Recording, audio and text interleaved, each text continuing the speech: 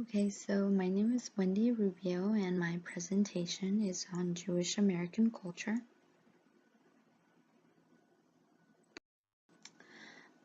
Jewish American. We're going to talk about a little bit about what identifies people as Jewish. One of the things is a person who is of Jewish birth. Traditionally, this is passed down by the mother and not the father, which just identifies the important value and the role of the woman in preserving Jewish identity. Somebody who is Jewish does not need to practice Judaism, but maintains connection with their Jewish descent. A person who converts to Judaism and practices it. A person who is a physical or spiritual descendant of Jacob. And then common names are children of Israel, Israelites, and Yehudai.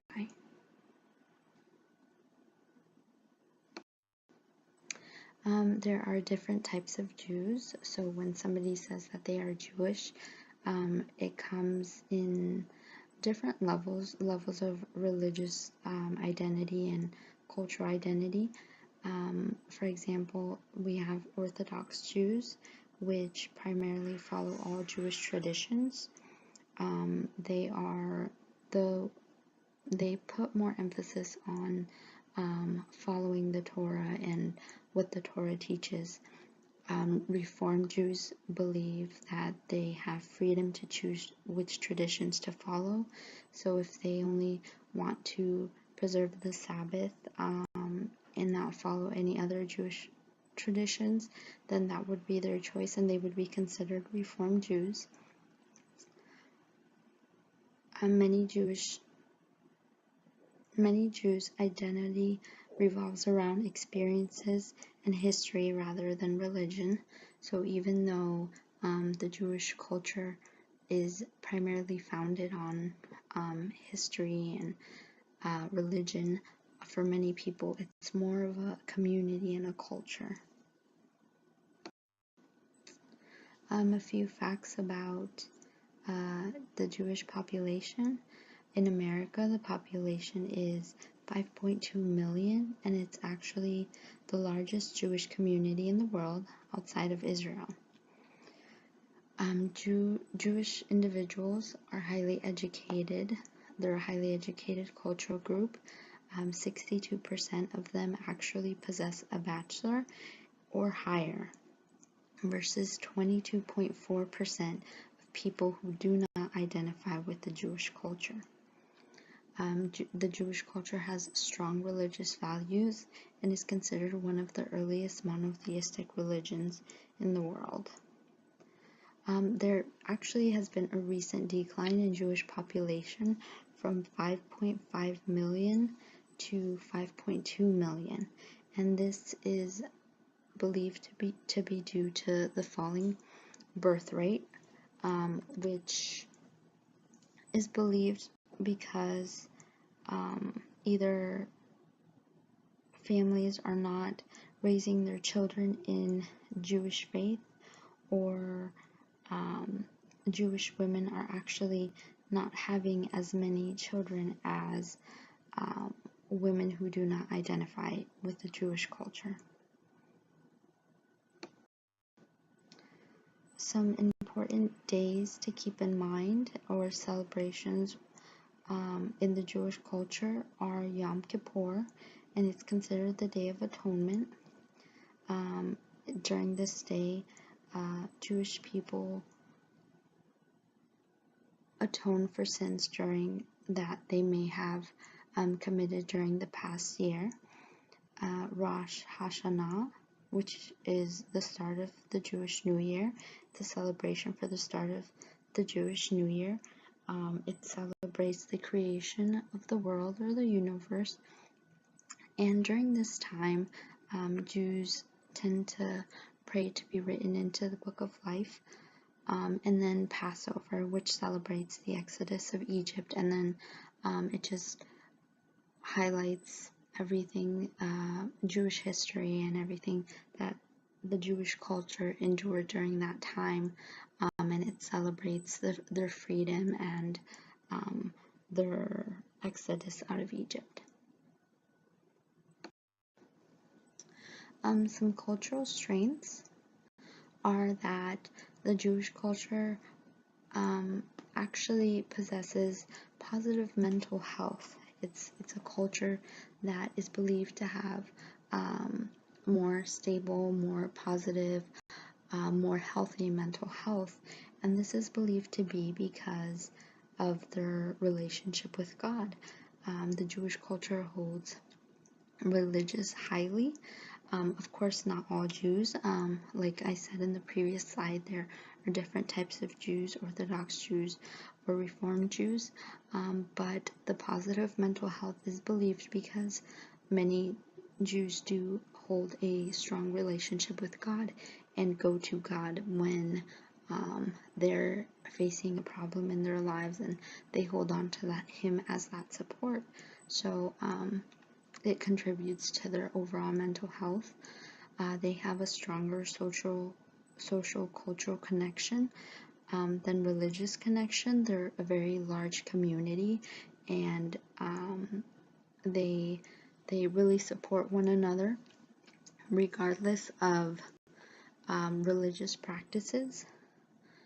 And they possess protective factors against discrimination and prejudice. Actually, 60% of Jews reported to have been discriminated against. And that's actually a very high number for a cultural group. Religious behavior produces community, history, and belonging. So just simply feeling like they're part of a community and they have that support from their community and from their homeland country of Israel, it provides that support that that they need when facing prejudice from other cultures or other countries, and they feel a sense of connection to history through these events, which ultimately strengthens them as a community and as a people group. So some group challenges that Jewish Americans or Jews face are that they often face anti-Semitic views, especially after the negative actions in the Middle East and Israel. Everything that's going on in the Middle East sometimes makes them targeted or has people blaming them for what's going on over there, the reason why we're at war. And they're actually the most targeted minority for hate crimes, and this actually was really interesting for me because I never perceived it as the Jewish culture being the most targeted minority for hate crimes. You hear so much on the media about other cultures, Hispanics, Blacks, but you never really hear about Jewish hate crimes. So this was really surprising and interesting to me to realize that the Jewish culture is the most targeted minority for hate crimes. They also have another group challenge is that a lot of the Jewish culture faces themselves with Holocaust deniers who sometimes tend to downplay the Holocaust or say that it didn't happen or it was some sort of conspiracy to highlight Jewish culture or the Jewish community. So it really plays on not validating the history and the suffering that the Jewish culture endured. They often have to face stereotypes that include that they may be hungry for wealth, power, or control, and this can feel very attacking to the group. Well, to continue with that, a lot of the times society does not recognize Jewish holidays like they do other religions or other cultures. And one example that I came across was that the National Board for Certified Counselors actually scheduled the exam on Yom Kippur, which is a day that they hold reverence to. And even when the Jewish community or those that were going to take the exam requested another day, they were not accommodated, and I think that just shows prejudice towards this group. They also have very little representation in counseling journals, and even the representation that they do have or the information provided about this culture group is often misrepresented or stereotyped. Some challenges in counseling is that there are a lot of strong anti-Semitic attitudes towards Jewish individuals, and I think it's important to realize that even though they're not, this culture isn't highly portrayed in the media as being attacked or singled out, they are, as previously stated, the largest minority group that endorse hate crimes. Also, being mindful that the range of Jewish identity varies. Some Jewish Americans are very proud of being Jewish, and some have over time adopted anti-Semitism beliefs that distances them from their Jewish identity. Jews experience stages of ethnic identity development, and that's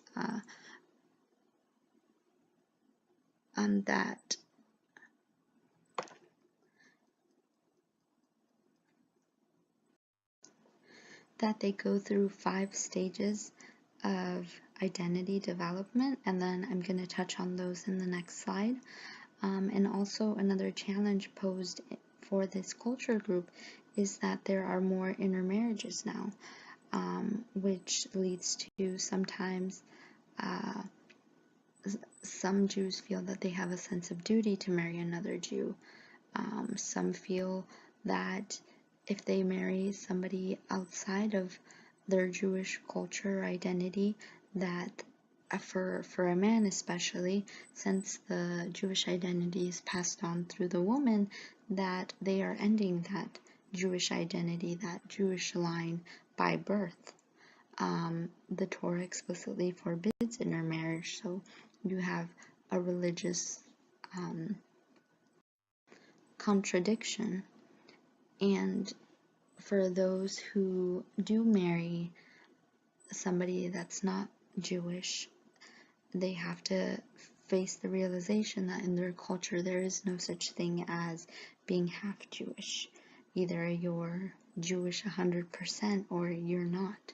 Like in other cultures, I know sometimes they identify as half of this race or half of another race, but in the Jewish culture it's 100% or none. Counseling approaches, as previously stated, the ethnic identity development model, and I'm going to go over that. The first one is that Jews lack the awareness of their own Jewish identity, and the second is that they begin to gradually become more aware of their Jewish identity, start realizing that there are things that identify them as Jewish. The comparison of Jewish identity with other religions such as Christianity, so they begin to compare themselves and how they relate to the outside world and how they relate to other cultures and other religions. The development of a sense of Jewishness, so here they start to adopt their beliefs and strongly begin to identify themselves as Jewish and identify those things that do make them Jewish and tie them to that Jewish history and that Jewish culture. And the last one is integration of Jewish identity with other identities. So they're able to kind of blend their own identity and take what's needed from that. And for those who are raised here integrate both the American culture and the Jewish culture while still holding on to their core principles and their core Jewish identity.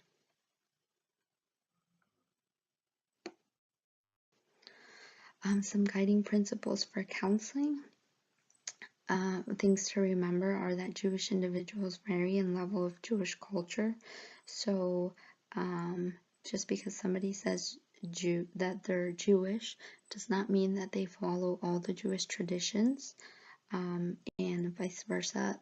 You can't assume that not everybody doesn't follow all the Jewish traditions, because there are those who are Orthodox Jews that follow everything to the T. You should be respectful and possess knowledge of Jewish identities, and accommodate Jewish holidays and those days that are important and sacred to this culture. Having knowledge of the Jewish culture will just help you as a counselor identify with the client that you're working with and establish a stronger rapport and a quicker rapport if the person that you're counseling knows and understands that, you know, you're putting effort into really understanding them and who they are. As I said, understanding the spectrum of Jewish identity, that there are Jews who do practice all of the traditions and those that do not practice the Jewish traditions but are Jewish by birth, and not undermining that as not being Jewish enough or anything like that, but respecting their identity. And then counselors, of course, should be aware of their own biases and values and what they bring to the counseling session on their own. Any discrimination that they may have against this cultural group really does need to be checked at the door.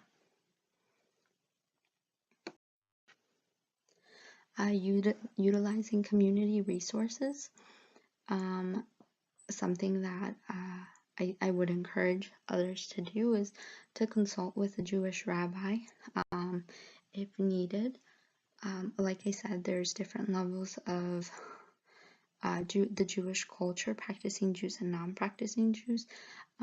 But if you do have, for example, somebody that holds stronger Orthodox traditions or beliefs, then consulting with a Jewish rabbi would definitely help and would greatly assist in helping Jewish clients that deal with feelings of shame and guilt, because there are a lot of religious components that go into dealing with feelings of shame and guilt. And you never want to overstep on somebody's beliefs and make them feel uncomfortable or insecure in the strategies that you're trying to implement. So best practice, don't schedule appointments or meetings or evaluations on Jewish holidays or the days that are sacred to them. Always be mindful and ask. And know when to refer, know when maybe you're not the best fit and it would be smarter to refer out. There's nothing wrong with acknowledging that, because ultimately you do want what's best for your client. And then finally, some community resources that I found in the area. A few here. The Albert Jewish Family and Children's Service Home, the Ruth and Norman Rales Jewish Family Services in Boca, the Jewish Federation of Palm Beach County, the Jewish Community Service of South Florida, the Downtown Jewish Center Shabbat Bet Ovadia Levi in Fort Lauderdale. And I did have the chance of speaking with a few students that have attended these Jewish centers or synagogues, and they have reported that they hold a strong community and really provide lots of support to the Jewish community. And that is it, and these are my references. I hope you enjoyed the presentation.